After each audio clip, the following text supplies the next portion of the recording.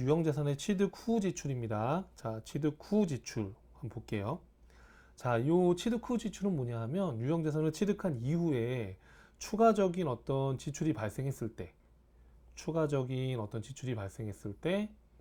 이거를 자산으로 인식할 거냐, 비용으로 인식할 거냐, 이제 이거에 대한 고민인데, 여러분 만약에 기기장치를 취득한 이후에 추가적인 지출이 발생을 했는데 이 지출로 인해서 자산의 사용 연수가 늘거나 또는 뭐 기기장치다 그러면 기기장치의 생산 능력이 월등히 높아졌거나 그러면 이건 단순한 비용이 아니라 자산의 증가를 가져오는 지출이라는 거예요.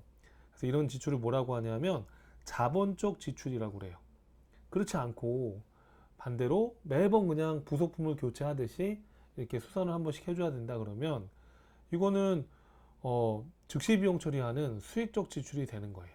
그래서 우리가 자산 취득 후에 추가적인 지출이 발생했을 때 이걸 자산으로 인식할 거냐 비용으로 처리할 거냐 이거에 대한 주제입니다. 그럼 자본적 지출이라는 거는 추가적인 지출로 인해서 미래의 경제적 효익이 있고 자원의 유익 가능성이 높다면 이거는 자산의 가치가 실질적으로 증가된 거니까 자산으로 인식을 하자라는 거예요.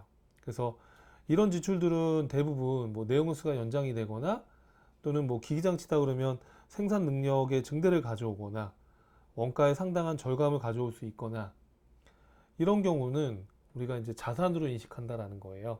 그래서 이런 지출을 자본적 지출이라고 하고요.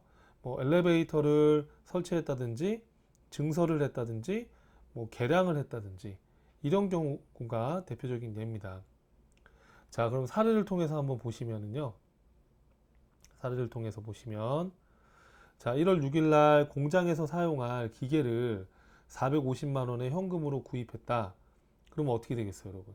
현금이라는 자산이 감소하고 자, 기기장치 자산으로 인식을 하면 되겠죠. 자, 7월 4일 날 기기장치가 고장나서 수리비로 100만 원을 현금으로 지출했다. 그러면 현금 자산이 감소하고 어떻게 되겠어요? 자, 자본적 지출로 하라고 했으니까 기기장치로 처리해 주시는 거예요. 이해하시겠죠, 여러분? 자, 그럼 이제 수익적 지출에 대한 걸 한번 볼게요. 자, 수익적 지출이라는 것은 우리 자본적 지출의 반대로 자, 매번 한 번씩 부품, 부속품을 교체한다든지 이렇게 미래의 효익이 없고 그 추가적인 지출로 미래의 효익이 없고 자원의 유익 가능성이 낮다면 이거는 지출한 즉시 그냥 비용으로 인식해야 되지 않겠냐라는 거예요. 이를 수익적 지출이라고 하는 거예요. 그래서 부속품을 주기적으로 교체한다든지 건물의 이제 외벽에 페인트 칠을 한다든지 차량의 타이어를 교체한다든지 이런 비용을 말하는 거예요. 자, 사례를 한번 보시죠, 여러분. 자, 1월 6일 날 공장에서 사용할 화물 트럭을 2,500만 원에 현금으로 구입했다. 그럼 우리는 차변의 차량 운반구, 대변의 현금 이렇게 분기하면 되겠죠. 자, 트럭이 고장 나서 수리 비용으로 100만 원을 현금으로 지급을 했대요. 자, 근데 수익적 지출로 하래요. 그럼 이때는 차량 운반구라고 하시면 안 되고 차량 유지비라는 비용으로 처리를 해 주셔야 되는 거예요. 만약에 문제에서 자본적 지출로 하시오라고 나왔으면 그때는 차량 운반구라는 자산으로 인식을 하셨어야 되는 거죠. 이해하시겠죠, 여러분? 그래서 우리가 자본적 지출로 할 건지 수익적 지출로 할 건지 자본적 지출은 자산 처리, 수익적 지출은 비용 처리다. 그렇게 여러분 딱 기억을 하셔야 됩니다. 자, 그 다음에 이제 7번째는 유형 자산의 재평가입니다. 자, 여러분 예를 들어서 토지를 1억에 취득을 했는데 1억에 취득을 했는데 결산할 때 보니까 토지의 시가가 3억으로 오른 거예요, 여러분. 그러면 이 시가로 이 토지를 평가할 수 있게 해줄 거냐? 옛날에는 안 됐었어요. 근데 이제 우리나라가 국제회계 기준을 도입하면서 이제 근래에 와서 이거 토지를 재평가할 수 있게 해주자. 이렇게 유형자산을 재평가할 수 있게 해주자라고 해서 나온 게 유형자산의 재평가예요. 근데 이제 문제가 뭐냐면 토지를 1억 원에 취득을 했는데 3억 원이 됐잖아요.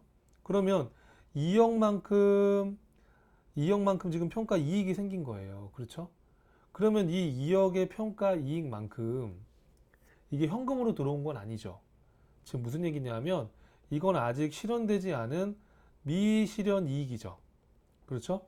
그럼 이런 미실현 이익이 생겼을 때 이걸 손익계산서의 당기순이익으로 반영할 거냐? 자, 반영하지 말라는 거예요, 결론은. 왜 그러냐 하면 만약에 이걸 손익계산서의 당기순이익으로 반영하게 되면 이익을 조작할 수 있어요, 기업이. 그렇죠? 이런 재평가 과정을 통해서. 그래서 이 미실현된 이익은 근본적으로 손익계산서의 당기순이익에 반영하지 말고 어떻게 하는 거냐면 재평가 잉여금이라는 항목으로 해서 재무상태표에 기타 포괄손익 누계액, 여러분 이 단어가 좀 어려울 수 있는데 그냥 재무상태표에 자본으로 구분해 놨다가 나중에 여러분 이 토지를 처분해 가지고 진짜 3억을 받으면 그때는 수익이 실현된 거니까 그때에 가서는 손익계산서에 당기순이익에 넣는 게 아니라 만약에 처분해서 실현이 됐을 때는 우리가 이익잉여금으로 대체할 수 있게끔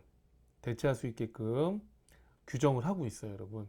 그래서 이렇게 이익 조작을 하지 못하게끔 미실현된 이익은 재평가 잉여금이라는 기타 포괄손익 누계액 재무상태표에 자본으로 기록을 해놨다가 처분돼서 실현됐을 때 그때 이익잉여금으로 대체할 수 있게끔 해놨다.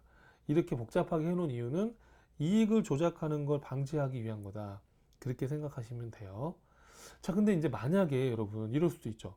토지를 1억 원에 취득을 했는데 재평가를 하려고 하는데 이 토지의 시가가 7천만 원으로 떨어졌어요, 대략. 7천만 원으로 하락을 했다 그러면 3천만 원만큼 손실이 났죠. 이 손실도 아직 실현된 손실은 아니죠. 다시 오를 수도 있는 거니까요, 토지값이. 자, 근데 여러분, 우리 회계는 좀 보수주의적 관점으로 접근을 하다 보니까 손실은 비용으로 인정을 해주겠대요. 특이하게도. 자, 그래서 비용으로 인정을 하는데 혹시 과거의 재평가를 통해서 재평가 잉여금이 존재한다면 그 재평가 잉여금을 먼저 사용하고 그러고도 더 손해가 났다. 그때는 재평가 손실로 해서 영업의 비용으로 인식할 수 있게 해놨어요. 자, 그러니까 웃긴 거는 가치가 올라서 평가 이익이 생겼다 그러면 그 이익은 수익으로 인식 못하게 해놓고 만약에 떨어졌다 그러면 그 손실은 비용으로 또 인정을 하고 있어요. 자, 이건 굉장히 보수적인 관점에서 회계 처리하게끔 만들어 놔서 그래요. 자, 그래서 이 구체적인 회계 처리는 전산회계 1급 수준에서는 언급되지 않기 때문에 여러분 전산세무 2급에서 학습을 하시면 되겠고, 유형자산을 재평가할 수도 있구나라는 거 정도는 기억을 하고 넘어가시면 되겠습니다. 자, 마지막으로 유형자산의 처분입니다.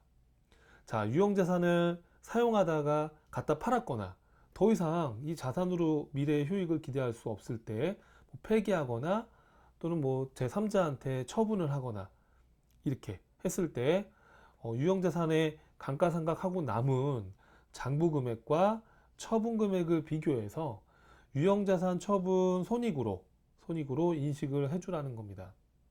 자, 예를 들어서 1월 1일 날 공장에서 사용할 기계를 1,000만 원에 외상으로 구입을 했다.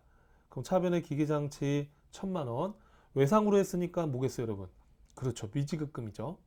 이거 이제 부채 쪽에서 또 배울 거예요.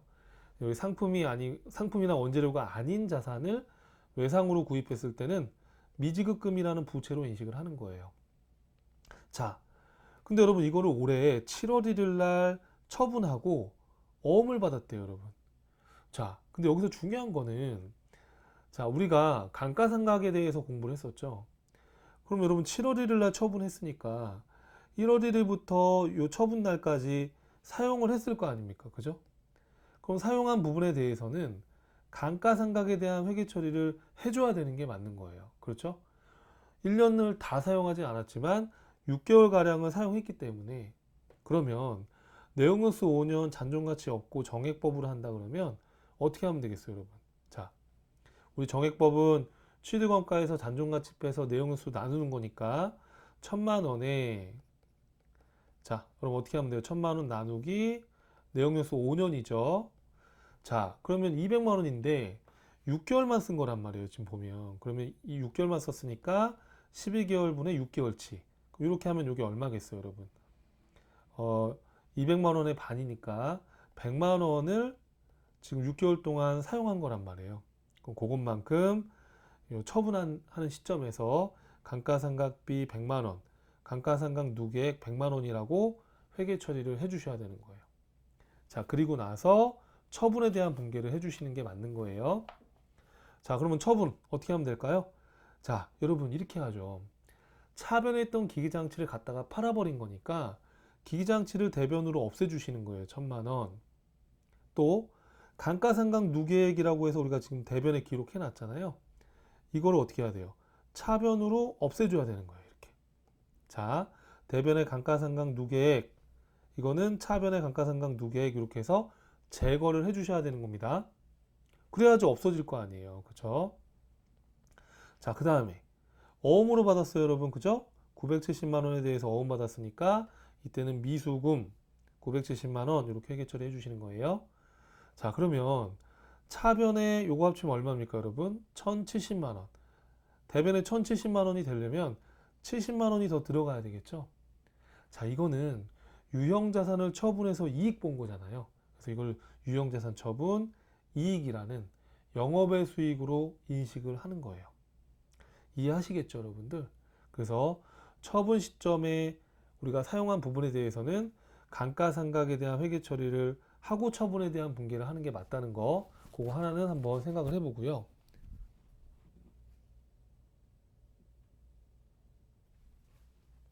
자, 다만 여러분, 우리 실무적으로 처분했을 때 감가상각에 대한 회계 처리를 하지 않고 처분에 대한 회계 처리를 하더라도 전체 손익에 미치는 영향은 사실은 동일해요.